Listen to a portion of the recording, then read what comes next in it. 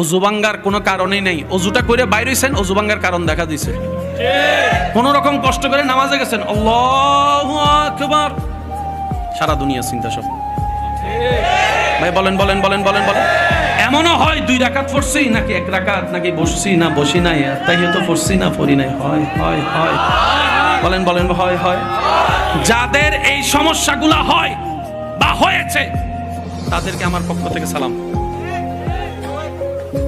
ওয়ালাইকুম সালাম বলেছে, মানে সালামের উত্তর দিছে আর কি আমার ভাই, জোরে বলেন।